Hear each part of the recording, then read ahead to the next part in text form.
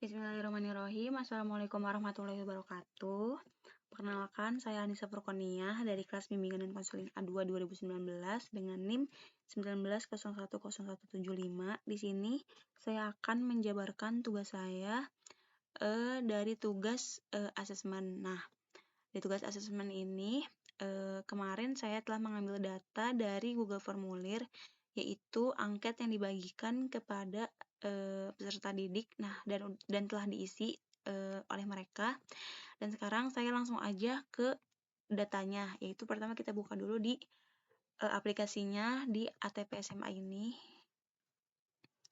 Terus tunggu beberapa menit untuk kebuka dan kita udah di aplikasinya. Nah, di aplikasinya ini kita impor dari file Excel di bagian file. Nah, di sini kita pilih tipenya yang all file. Nah, karena aku naruhnya di downloads, jadi aku ambilnya di sini ya. Kalian juga bisa lihat di dokumen atau di mana kalian menyimpan data Google Formulir tersebut. Nah, kita buka yang ini. Yang agak loading, ditunggu beberapa detik ya.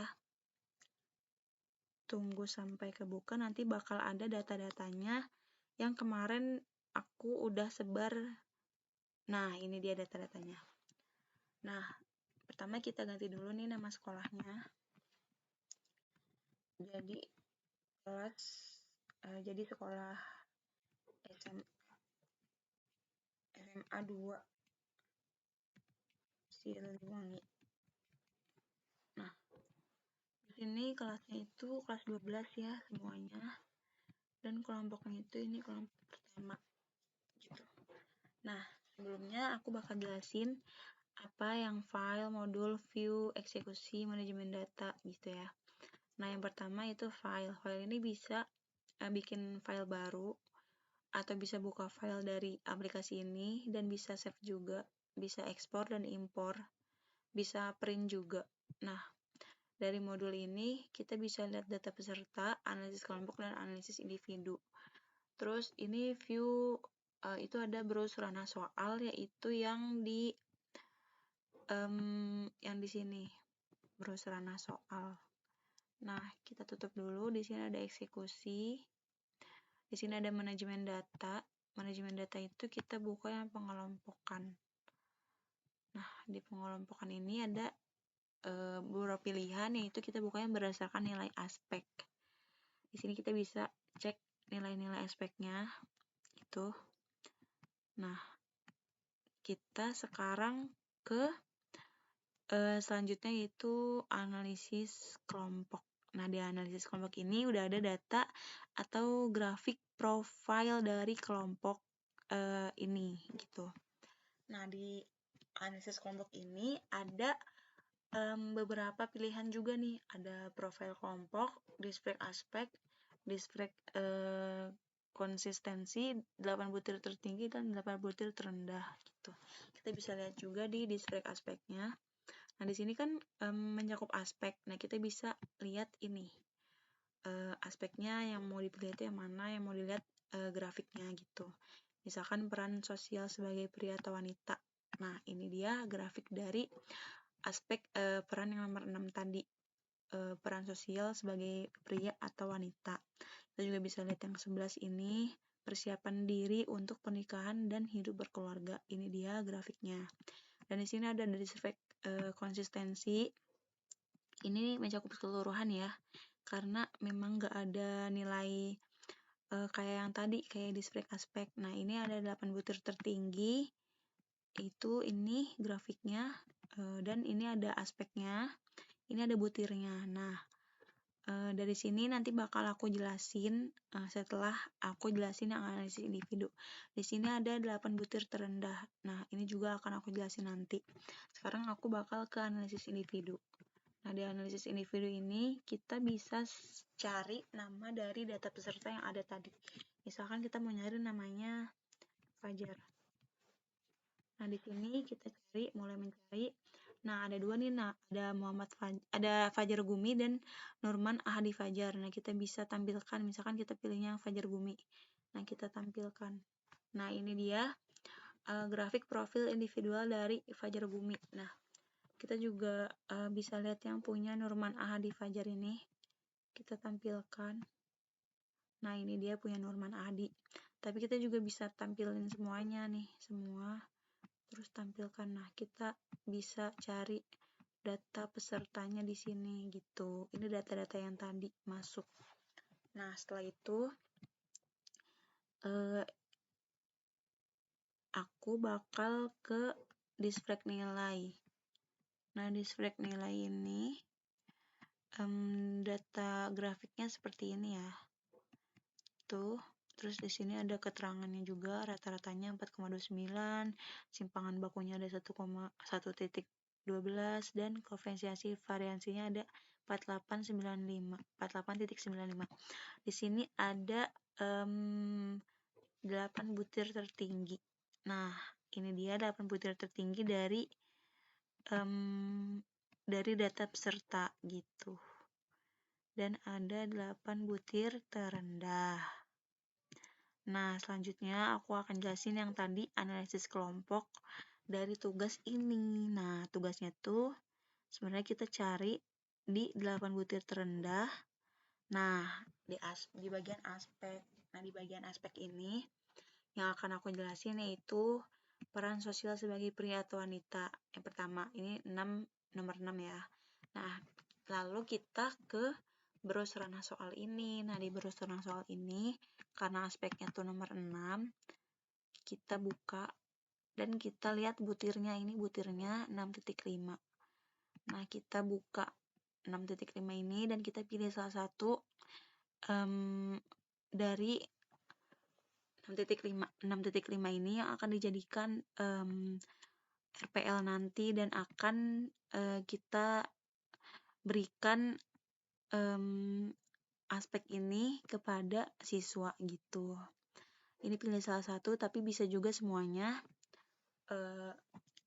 untuk dijadikan RPL nanti. Dan kita mencari materinya juga untuk kita sebarkan kepada peserta didik, kepada siswa gitu.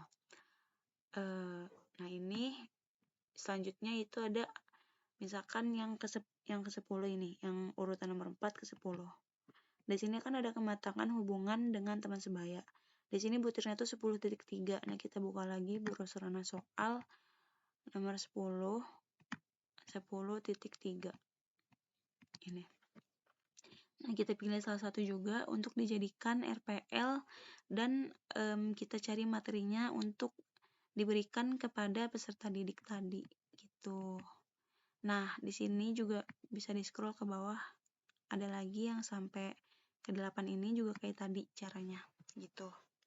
Di sini juga sebenarnya ada 8 butir tertinggi juga. Cuma sama juga kayak tadi kita bisa lihat juga browser ranah soalnya. Cuma yang dibutuhkan saat ini adalah 8 butir terendah dari data peserta tersebut gitu, dari analisis kelompoknya. Nah, tadi kan udah nih disuruh bikin RPL dan materinya. Nah, sekarang aku udah ada nih materi dan RPL-nya.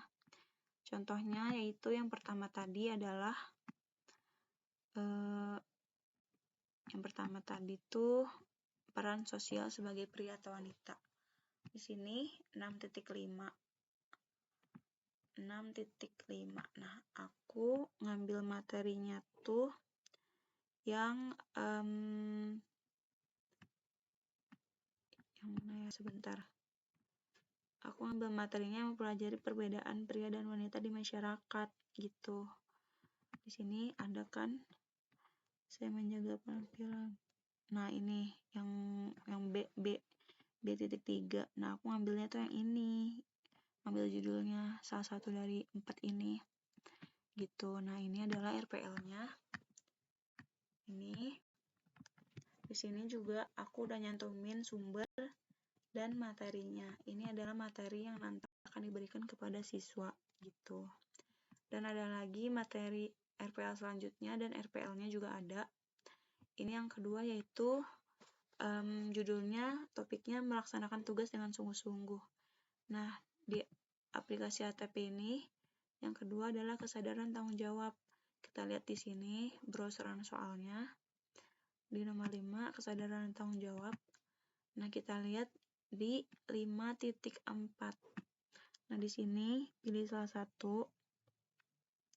Aku ngambilnya yang saya melaksanakan tugas dengan sungguh-sungguh. Nah, di sini kita bisa lihat di RPL-nya melaksanakan tugas dengan sungguh-sungguh, dan ini adalah RPL-nya, dan di bawahnya ada materi juga. Nah, ini materinya ada judulnya juga, dan ini materi yang nanti akan diberikan kepada siswa, seperti itu. Kita juga bisa print datanya ini, grafiknya bisa di print, misalkan 8 butir tertinggi mau di print atau 8 butir terendah. Ini juga bisa analisis individu gitu. Caranya yaitu kita tinggal ke ini, kita lihat dulu yang tadi. Nah, ini terus kita bisa pilih print. Nah, kan kita lihatnya di 8 butir terendah. Nah, kita coba print yang 8 butir terendah. Oke. Nah, di sini ada yang data-datanya, ada grafiknya, ada aspeknya juga, dan ada keterangannya juga di bawahnya. Ini ada keterangannya. Terus ini adalah dokumen rahasia juga ya, teman-teman. Nah, ini bisa ditutup dan bisa dilanjutkan untuk ngeprint. Terus analisis individunya, perorangannya juga bisa di-print. Misalkan aku mau ngeprint punya Fajar Gumi. Nah, caranya yang kayak tadi, coba print 8 butir tertingginya.